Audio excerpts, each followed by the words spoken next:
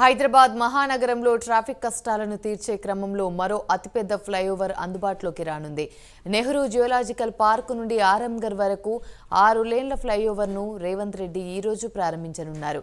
హైదరాబాద్లోని అతిపెద్ద రెండో ఫ్లైఓవర్గా రూపుదిద్దుకున్న ఈ ఫ్లైఓవర్ను ఈ రోజు సాయంత్రం 4 గంటలకు సీఎం ప్రారంభించనున్నారు.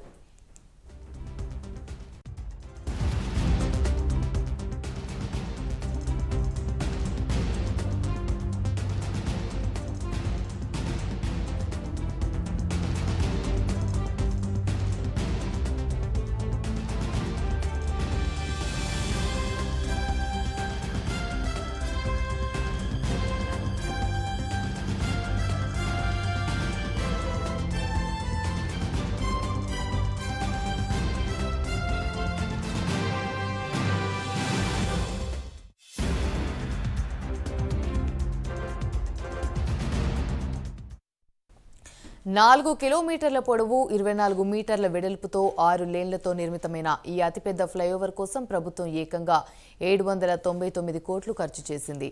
ఈ ఫ్లైఓవర్ హైదరాబాద్ నగరంలోని పివి నరసింహారావు ఫ్లైఓవర్ తర్వాత అత్యంత పొడవైందిగా నిలుస్తుంది. ఈ ఫ్లైఓవర్ అందుబాటులోకి వస్తే శాస్త్రీపురం, కాలపత్తర్ వంటి కీలకమైన రద్దీ జంక్షన్లలో ట్రాఫిక్ గణనీయంగా తగ్గుతుందని అధికారులు భావిస్తున్నారు. జూ పార్క్ నుండి ఆరంగర్ మీదుగా శంషాబాద్ ఇంటర్నేషనల్ ఎయిర్పోర్ట్, మహబూబ్ నగర్, కర్నూలు, అనంతపురం, బెంగళూరు వెళ్లే వాహనదారులకు కూడా ట్రాఫిక్ ఇబ్బందులు తప్పుతాయని ఆశిస్తున్నారు. జూ పార్క్ వచ్చే సందర్శకులకు పాత బస్తీ వైపు వెళ్లే వాహనాలకు ప్రయాణం సులభతరం కానుంది.